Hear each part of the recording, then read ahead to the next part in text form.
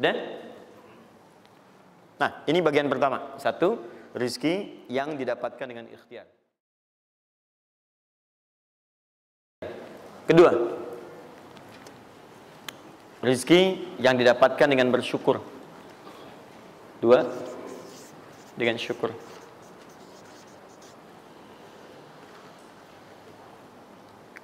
Dalilnya Quran surah ke-14 ayat 7. Quran surah 14 ayat 7.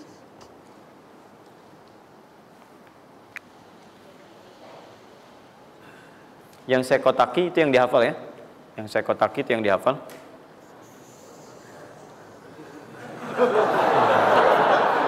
Iya. Enggak, ini inti ayatnya. Saya serius, ini inti. Ini harus ada.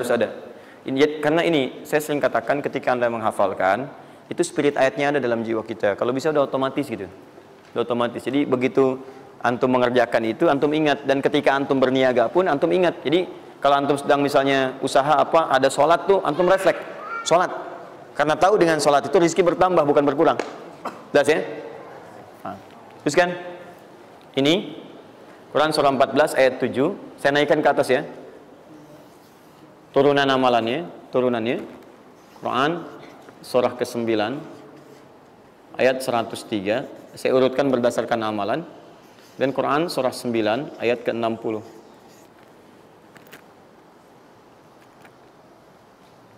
Sudah? Ingat, bahkan Allah langsung menamai ibadah ini dengan ibadah yang sifatnya bisa menambah rezeki. Cuman kadang orang nggak sadar, taunya diambil. Tapi kalau pengertian secara bahasanya sebetulnya bukan berkurang, nambah malah. Nambah. Cuman orang tuh nggak sadar ketika dia mau ditambah rezekinya, dia malah nggak mau. Karena merasanya diambil, dikurangi. Ya, nanti kita akan lihat. Jangan lu dibuka ayatnya Pak. Ya, itu saya. Nah, tawaran saya yang kedua nih. Ya, ini kan tadi tawaran pertama. Mau nggak saya kasih bonus lagi? Nah, saya serius. Ketika Anda kerjakan, penambahannya langsung minimal 700 kali lipat nilainya. Mau? Alhamdulillah. Sama, ini 3, ini pun harus 3. Ya. Quran surah kedua ayat 261 sampai 263. Nah, ini saya kotakin.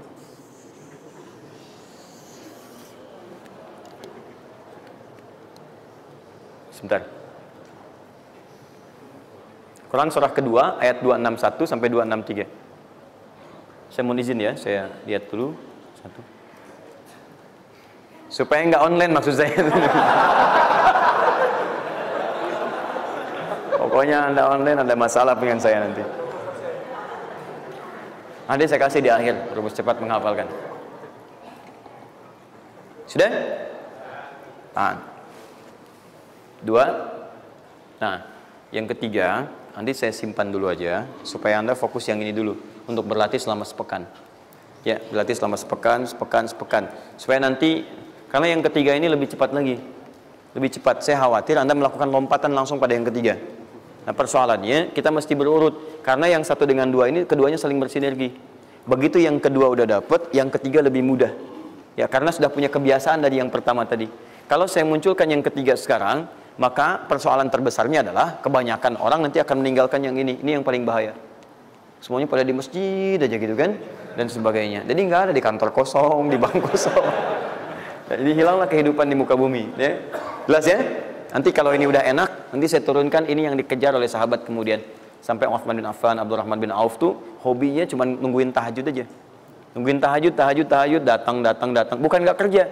Karena semuanya sudah melewati batas ini. Ini udah selesai, mereka pindah pada level yang ketiga. Itu kalau tiap malam lomba, dikisahkan oleh Imam An-Nawawi dalam kitabnya Tibyan, itu lomba dengan Abdurrahman bin Auf, Tamim Ad-Dari, itu tiap malam paling minimal sekali khatam Al-Quran dalam tahajudnya.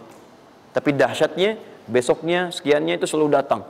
60, kalau kita sekarang 60 kontainer datang, isinya emas, perak, berlian, macam-macam. Ya, kebayanglah kalau ke PTM datang 60 kontainer isinya emas, perak. Makanya nggak ada yang dikasih lagi sekarang. Jadi kalau Anda ingin mendapatkan apapun, mau dapat pahala, dapat rezeki, dapat ini, dapat itu, maka semua bergantung yang pertama pada tingkat kesungguhan usaha Anda. Usaha yang serius, yang sungguh-sungguh disebut dengan sa'a, yas'a, sa'yan.